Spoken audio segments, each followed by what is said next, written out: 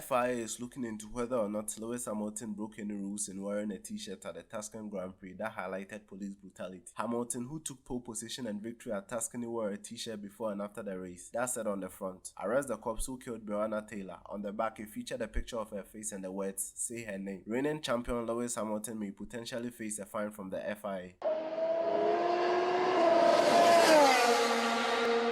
Hamilton said after the race, "I'm glad to have found the t-shirt before it became difficult getting hold of it. It took me a long time to get that shirt. There are people that have been killed on the streets and in their homes with no justice, and I'm hoping to raise awareness with it." The FIA has demonstrated little tolerance in the past against political statements. The controversy surrounding the legalities of the police officer's actions has prompted some to suggest that Hamilton's t-shirt was a political opinion, something which his own Mercedes team had to clarify on Twitter. "We are not trying to bring politics into F1. These are human rights issues we are trying to highlight and raise awareness of. There is a big difference." The FIA's evaluation of the t-shirt is ultimately aimed more at understanding if there is the need to issue further rules and guidelines over what can be worn before and after races in the future. After Albon made a point on the team radio to emphasize his appreciation to the team for sticking with him, amid reports he would be replaced by the informed Pierre Gasly, Red Bull team boss Christian Horner had some nice words for his driver. The disadvantage is, if anything, he is too nice, but once he puts on the helmet, you can see there is a real racer there. There's a big difference between thinking you can do it and knowing you can do it. This podium for him will give him a boost of confidence and self-belief. I think he really will build from here quite nicely. Horner further added, "He has a really good sensitivity for the car, which has won the respect of the engineers, and it will only serve him positively as his driving style starts to come true in future developments." Racing Point boss Otmar Safnauer, who will continue to run the Silverstone-based team after it's rebranded as Aston Martin, dismissed suggestions that Vettel could carry over his sluggish form from Ferrari to Aston Martin next year. He said, "I don't think he's forgotten how to drive. Vettel simply feels unsupported at Ferrari. We all need a little laugh sometime, especially when you are mentally pushing the limits all the time. He is 33 years old. He is still in the prime of his career. He's got a vast amount of experience and still highly motivated to do well. It will be our job to put our arms around him and show him what this team is about. I think he will blossom with us." Red Bull Racing may have felt they could have challenged Mercedes for victory on Sunday, but had to retire Verstappen's car from the race in Tuscany for the second time within 7 days at Mugello. The Dutchman shared his thoughts on the current issues. "It seems that it was the same problem as last week in Monza. The start was good, but when I went full throttle, I had that problem again. I could already feel it on the way to the grid." When told that his actual retirement was caused by the crash, Verstappen responded, "I'm not disappointed by that. I would have dropped out anyway. We shouldn't have been in that position. That's what you get when you end up in situations like that. It's not normal for it to happen 2 races in a row. At the moment, I'm sick of it. It doesn't matter that much to me anymore."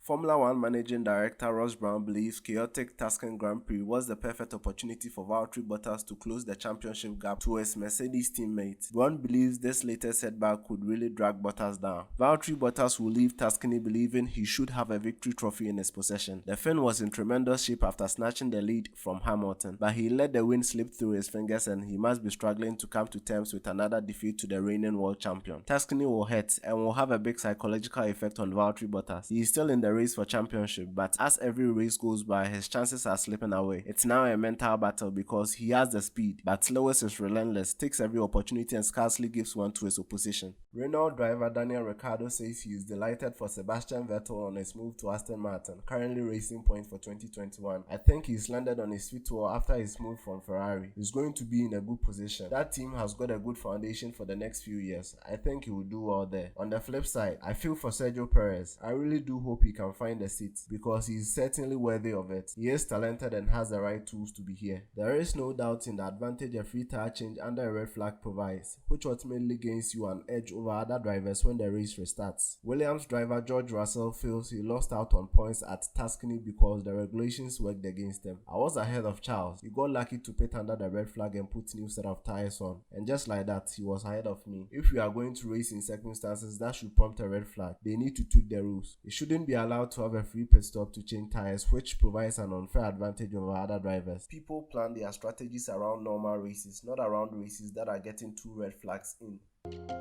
Thanks for watching. If you enjoyed the video, hit that subscribe button and stay tuned for all the latest on Formula One.